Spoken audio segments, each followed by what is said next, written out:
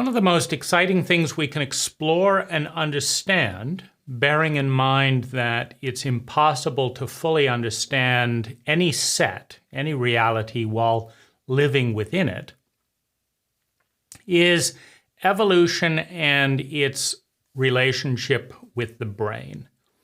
And if we look at human beings and what we get up to and understand that we are innately emergent out of the underlying ecological programs that have taken something this big, taken virtually nothing 25 billion years ago, and out of it, iterated, reiterated, iterated, reiterated, and created the multiverse that we are a very, very, very tiny bit of today. But we, as a speck of a speck of a speck within the multiverse, are bigger than the original pea-sized mass of energy out of which it all emerged. And so that's a pretty successful program, and we're part of that program. We are emergent manifestations of the code that has brought all of this from literally almost nothing. It's definitely the most sustainable model you could imagine, to take something this big and create a multiverse. And we're just getting started, because while we're 24 billion years in, what's the next trillion years going to be like on life's journey? Now, one of the things that we understand as a pattern in reality is a phenomenon called fractals. And what fractals present as a paradigm is that as above, so below, as out there, so within, that the bigger patterns that are life, this code that we're a manifestation of and participant in, this bigger thing called life, down steps and down steps, but much like a hologram, you can find the whole within the piece. If you break a hologram in parts and look at the little pieces, you can extrapolate what the whole is by looking at the piece. And the reason for this is this fractal pattern of the small echoing the big echoing the small. And so if we look at what we do understand, and obviously it's tremendously arrogant to pretend we understand it all when we understand so little about so little. But when we understand the fractal nature of reality, we can get glimpses. We can begin the process of learning about it all by examining ourselves. And so within this framework, we can look at what we've been up to in computer coding for the last 50 years. So we've gone, as a paradigm from the fact, bearing in mind that the majority is always wrong. The majority saw no point in computing, saw no point in coding. What was, IBM would tell you at the time, the biggest computer company in the world, we just need a few mainframes at big companies and governments, and, personal computers, what's someone going to do with them? And they're going to be too expensive anyway. So, a couple, mainframes for university, that's going to be the model.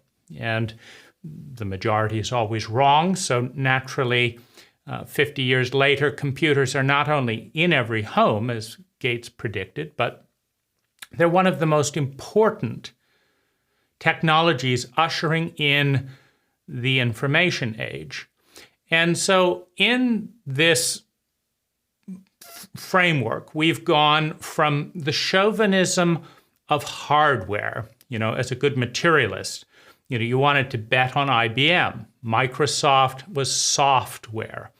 It's less important. We build the chips and this and that and the other. But of course, if we look at any polarity, the polarity from the inner world to the outer world, the polarity from left to right, At the very moment that you're leaning the hardest on your left foot, if you don't want to fall over, if you want to maintain a graceful gait, just at that moment when all of the weight, and there's no weight at all, putting all your weight on your left foot, there's no weight at all on your right foot. In fact, it's in midair.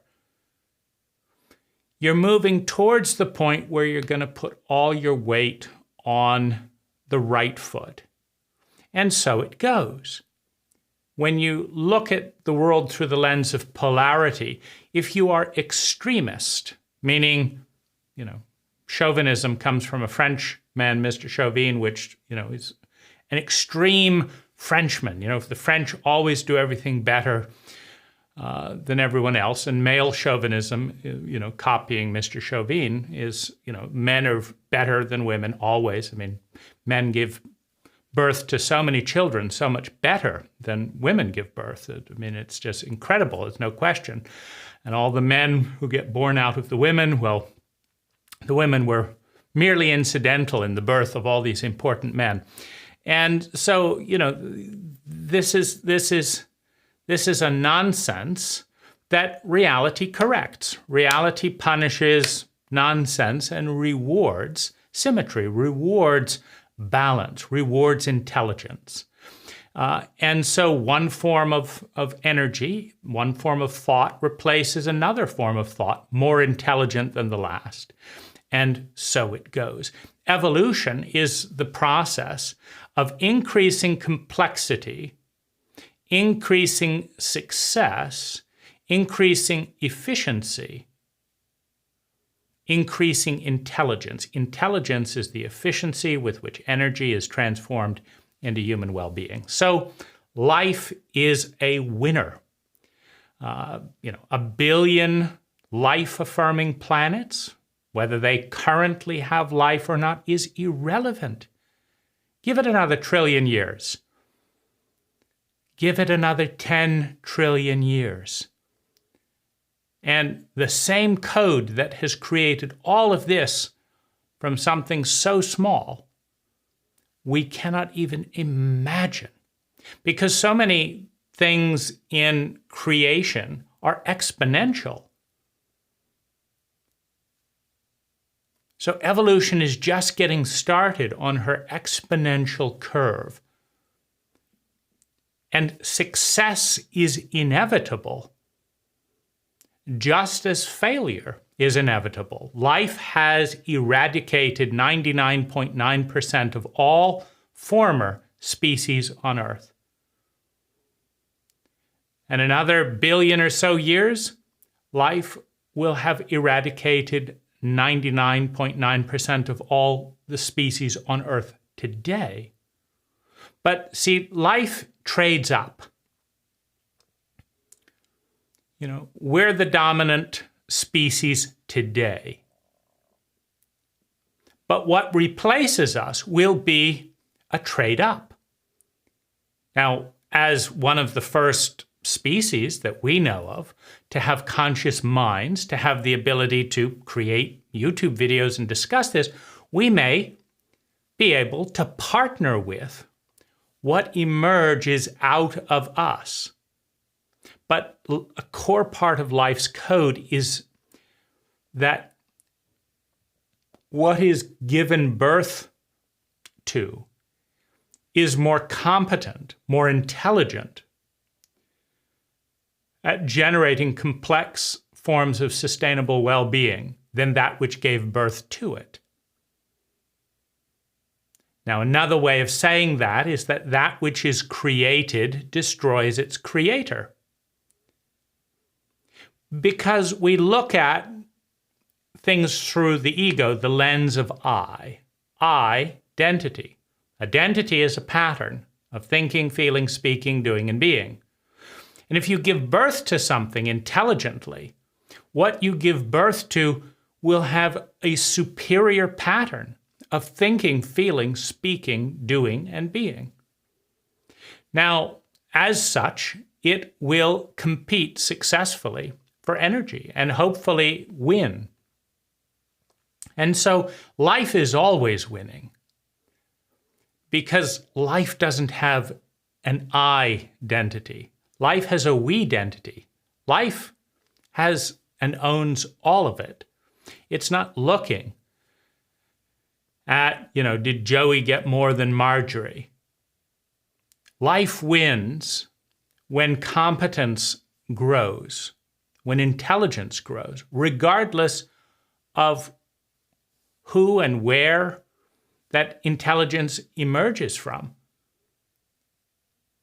Because it's very unique in the framework of life that we identify our identity as being separate from the ecological host body that gave birth to us, that we depend on for every breath we take. I mean, the materialist, capitalist, whatever, the stereotype of, whether it's big oil or big logging or whatever, I don't care about the planet, whatever.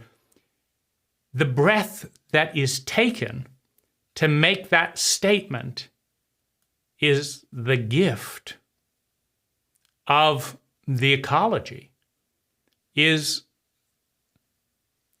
the gift from trees. We are innately dependent on the surrounding ecology, but somewhat uniquely, we identify. We've created a pattern of thinking, feeling, speaking, doing, and being that pretends that we're separate. And with this comes a certain amount of insanity because we're not. If you can't survive 5 minutes without the gift of trees, you're not separate from trees. And if you're not separate from trees, you're not separate from the sun that gives them life. And if you can't survive without gravity, you're not separate from the gravitational constant from the universe. So there's a lot going on. And if we look at what life is up to, we can see that just like human beings, what have we been up to since we've come up with coding and computers? Well, we invented a very big, expensive, inefficient, and unreliable computer in the 50s. And then we invented a better, cheaper, smaller, more efficient, more reliable computer in the 60s. And we've been doing that ever since. In fact, every single year, we get better, cheaper, more reliable, smaller computers. And we're part of the fractal pattern that's taken energy that's less than the size of a pea and created all this in every universe out of that.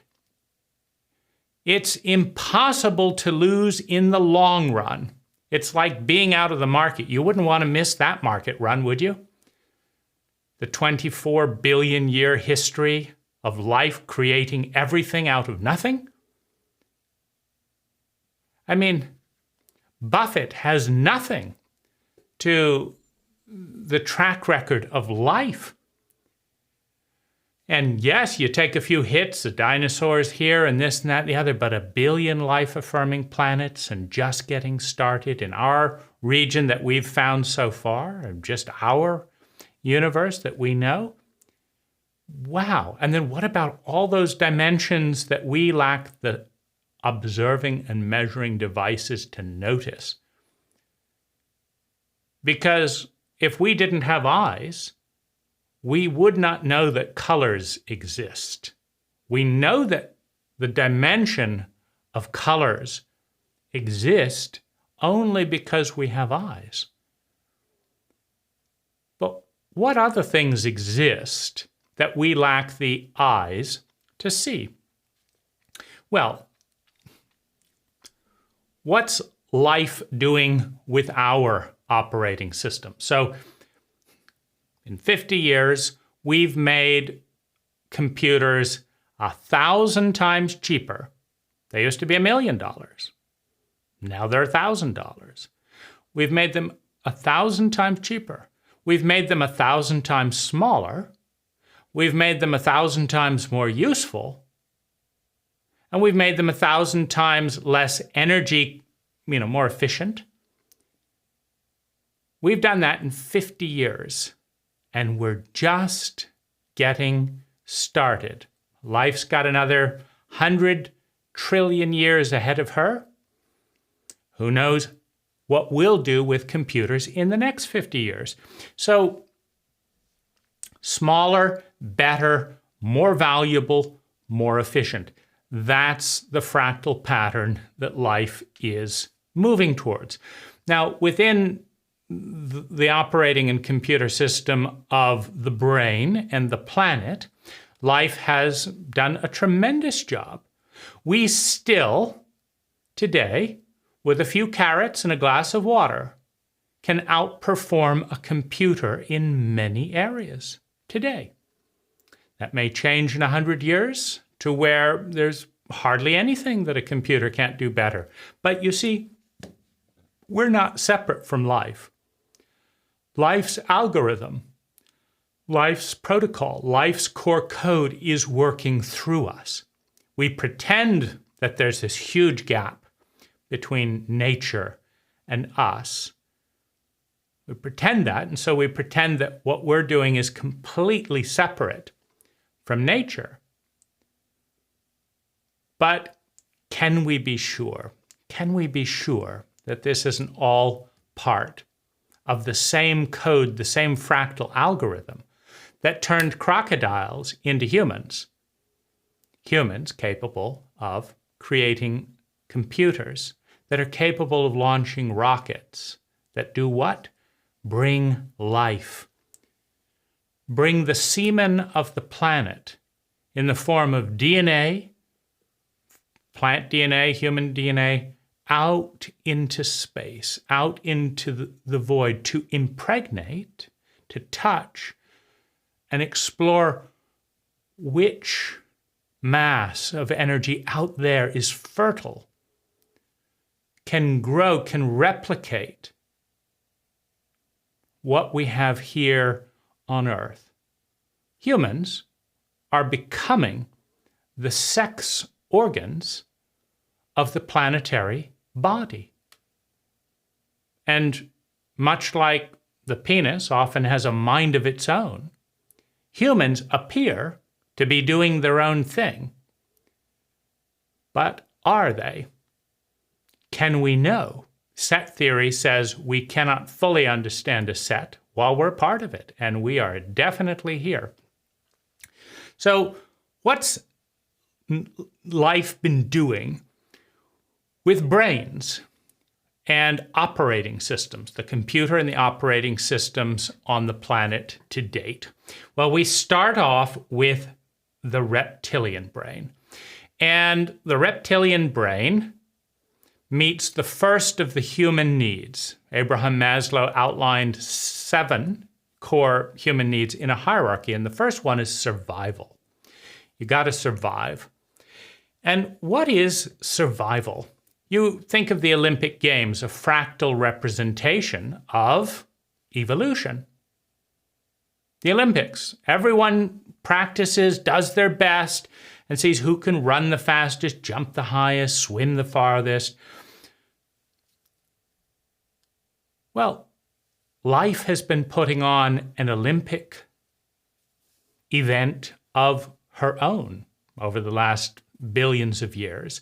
And the first thing with the goal of survival, in mainframes, it starts out with, we want to do basic mathematical calculations. We want to, break the Enigma code. And, in World War II, we want to figure out, we want to work out things, we want to solve problems, right? Well, life generated fight, flight, and freeze as a core operating system for the brain. And 200 million years ago, when crocodiles and dinosaurs and things roamed the planet, the protocol was if something was bigger than you, you run, because it is sociopathic, meaning it will exploit weakness. So if it's bigger than you, you run. If it's smaller than you, you chase it and you feed it. If it's a good source of energy, you hunt that sucker down and tear it apart and eat it. You take all of its hard work, maybe it spent weeks gathering plants and do this, and you eat it in a matter of hours. And so you're more efficient. And this is the great Olympic games of life. Who can run the fastest? Who can hunt the best? Who can? And so you could say that life is up to, with the reptilian brain, survival, competition, and competence. Because who survives? The most competent life form on the planet survives. The one that can run the fastest from a predator and can chase prey the fastest. The one that can hide when they can't run. The best hider, the best runner, the chaser, and the avoider, they win the game. This is the game of life. It's the game of survival. It's level 1 in the video game called life. Now, level 2 is the rational brain. Now, this is a brain that is conscious, that it's conscious. This is a computer you can talk to. Are you a computer? Yes, I am. My name's Bob. My name's Sarah. This is a computer you can talk to. It knows it exists. And it has inherited the drive to survive, and it wants more, right? Life always wants more. It's always expanding. You know, why didn't life just stay the size of a pea and say, I'm content? You know, I'm a Buddhist. I'm content. Here I am. Let it be. So be it. No, but life got bigger and bigger and more complex. And what about this? And life was curious. And what about over here? And what if we have a planet that's completely has a whole atmosphere of hydrogen? What will happen then? Let's find out. Let's have one of those, and let's have one of these, and let's just see everything. I want it all, all at the same time. No waiting around. There's enough space. We'll just make more space. There's enough time, infinite amounts of time. We want it all. And then we'll see what's the best one. Let's discover it, Let's find out. So fight, flight, freeze are the starting points. It's pretty basic code. If it's big, run. If it's small, fight. If both of those are awkward and inconvenient, play dead, do nothing, freeze, hide. Right? Pretty simple program. So that's the game. Those are the rules. If you want to live, those are the rules. Okay. Let's have an Olympic Games for the next 100 or so million years, and we'll see who can run the fastest. And that's a good one. Flying off. The tiger is racing towards you at 40 miles an hour, and the bird just lifts off. Leaves. It's a pretty good game, right? Jump off of a cliff and soar off into the distance is an incredible strategy. Wow. Let's see what works there. So in this stage, life is breeding for competence. Because if you're incompetent, you get eaten by something more competent. And you get eaten again by something more competent. And if you're the most competent thing on the planet, you breed. If you're not the most competent, you get eaten by something more competent. Now, if we take off the blinders of the identity, this is one big game. This is like taking out all your golf balls and all your, this and that, all your gadgets and stuff, and seeing which can do what. Oh my goodness, that golf ball hits better than that one. You don't feel bad. You say, good, I'll use this golf ball. Thank you, other golf balls, for the experiment, but I'm using this one. And you don't feel, I'm sorry, broken golf ball, No, because you don't have an identity, and you don't look at the things as identities. It's evolution. It's called growth. You're upping your game and upping your game. And there's no losers, because the losers, they don't get destroyed. Physicists say that all energy is neither created or destroyed. It is transformed from one form, trans, to another form. That is what? That is more intelligent. If you get eaten, by definition, you're getting eaten by something more intelligent than you. Why? Because if you were more intelligent than it, you would have run and escaped. Case closed. Now, you didn't run, you didn't escape, so you're eaten. And what physics teaches us is, it's not like, oh, we disappear into a void. The identity disappears, but the raw energy that we are now is embodied in a more competent form. It's faster, bigger, smarter, more complex, and it will be in time eaten by something bigger than it. Now, if you take away all the personalness, which is the nature of the ego, oh, it's me. Why did he do this to me? As if somehow life is playing favorites, etc. Life wants to win and plays a big game. And it wins whether you lose or you win, because that's a good game to play. You want to play games that you win even when you're losing, and life does.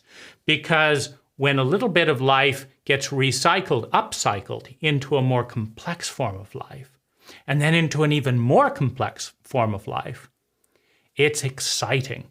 It's exciting for the energy that finds itself in a more complex form of life. We have energy. We could have not eaten those carrots. And those carrots would not be a part of us. They'd be carrots. Now they're a part of us. They get to look out. If we're to play a little mind game here, they're now part of this. Life is not unhappy with this dynamic. There are rules, though, to a game, and if you have free will to the extent that we do, if you learn from life's winning playbook, you keep growing. If you think you've got a better plan, life, I realize you've been winning for 24 billion years straight. In 24 billion years, the universe has never shrunk. You've never lost your portfolio of planets. There are more planets with more and more complex forms of life every single year. Your compound returns are amazing. Return on investment, don't get me started. Less than the size of a pea. Multiverses. But, I've been dabbling in the stock market. I've been around for 20 or 30 years now. I've got a better plan. I have a woke movement to be a part of. This is the way life ought to be. Well, when you deviate from the paths that work, you have the wonderful opportunity of being food, of being consumed by organisms that take the path that works. In this way, life is guaranteed to win, whether you do or not. And this naturally has a few egos offended, but it doesn't matter. Life isn't in the business of placating egos. Life is in the business of winning. And she does. Day after day, year after year, millennia after millennia, life is winning. And a planet doesn't know what it's doing. That's fine. Few black holes, few billion years, it will get recycled and upcycled into a planet that does know what it's doing. Success is inevitable. Is it 1 trillion years? 2 trillion years? A trillion years? There's no end to the timescape. And there's more and more space every year. I mean, talk about abundance. Life's got it made with backup plan after backup plan. And it's all exciting. It's not personal. It's all exciting. And in this operating system of the reptilian brain, we have sociopaths, meaning it's an operating system that if you're big, you prey on the small. And if you're small, you run from the big. It's not a human operating system. It's a reptilian operating system. And the reptilian operating system breeds for competence. And life did. Life took slime, ran it through the reptilian protocol, and ended up with, so far, human beings and running. This is slime into a profound state. And it's incredible what life's able to do in just a few billion years with us. So what happens after on this journey to competency? Because it's a pretty big and important journey. Well, one of the things that correlates with competency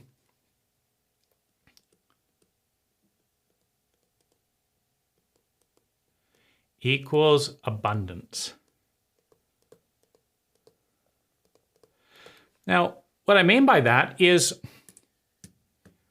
if you don't know how to make a washing machine, then maybe you know how to make clothes. Maybe you don't know that. But if you don't know about piping, if you don't know about electricity, then you're kind of screwed. And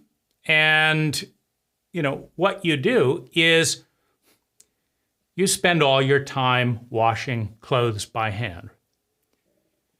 But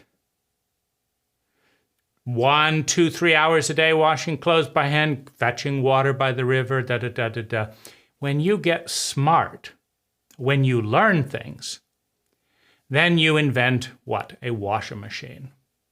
Now, you haven't invented robots yet, so you still have to take the clothes, put them in the washing machine, press a button. But that took 5 minutes, so we took 3 hours down to 5 minutes. We're talking 10x improvements. I don't have to spend 3 hours a day washing clothes anymore. I can go read a book. I can go to school, right? So competency leads to abundance of time. Imagine having to bake every roll in a tiny little oven versus a bakery. Well, it takes competency to run a bakery, to manage its cash flow, hire employees, turn the lights on, select the flour, inspect the flour. These are all competencies. But what you get is more and more efficiency. So what you could say that life is up to with the evolution of the reptilian brain, life is up to developing competent species. And we are it. Meaning, so far as we know, we are the most competent species. Now, without an ego and without an identity, nature produced apes, monkeys. We're not fully sure if they are aware that they are aware. They can program things. I mean, you can have a robot today learn things, and you can teach animals rewards and stuff that they'll copy the rewards, but it's not clear that they have an identity. That's I'm choosing to do this, as opposed to they've been given a code. And when their body experiences this pleasure rush to do this, you know, when a bird taps on a lever and gets some cocaine, and the body gets a rush, and the bird taps on the lever again and gets some more cocaine. And pretty soon, anytime the bird feels bad, wants a little bit of energy, they come over, press the lever, and get a little cocaine. And so are they conscious of that? Well, life produced a whole range of animals that were more and more and more competent. And you can see the evolutionary partnership that goes on in a dynamic like this. If you think of zebras and tigers. So they're out on the fields. The tiger doesn't want to graze and do all that work eating. So the tiger's strategy is a short burst of speed, kill a herd animal, and then eat it slowly and get all the concentrated energy of that animal into its body. That's the goal of the tiger and its strategy for survival. Now, here's the thing. If the tiger is too slow to catch the slowest zebra, the tiger starves and the tiger species may die out. If the zebras are so slow that even the slowest sick tiger can feed on them, the tiger population will expand, and even lazy, slow tigers will just decimate the zebra herd. However, there's this instinct to survive. Even though there's no identity, there's no pattern of this is me and that isn't me and all that through the conscious mind, there's still the desire to survive. And so in that framework, in that desire to survive, the zebra tries to outrun the tiger. You see, and the slowest zebras die. Why? Well, there's one tiger chasing the herd. Now, there's going to be a newly born zebra. There's going to be an elderly zebra. There's going to be a sick zebra. There's going to be a brain-damaged zebra. And that zebra is going to be lagging behind the herd. You see, but a tiger cannot eat a herd of zebras. The tiger just needs one. What is the zebra that the tiger gets? The most incompetent one. Now, what is the zebra that the tiger never gets? The fastest one. The most alert, responsive, fastest zebra. That animal, the tiger never catches it. So who breeds the next generation of zebras? The ones that aren't caught, the fast ones, the smart ones. And why? Because the tiger killed off the slow ones. There's no morality in this. You're getting old, you're at the back of the pack. The tiger takes you down. Now, old stock is not breeding in the zebra herd, which means that what is breeding? Young stock, fast stock. So you could say that the tiger is pruning out the dead wood in the zebra herd. But the same is true in reverse, because the zebras are always running faster and faster and getting smarter and smarter. That's life.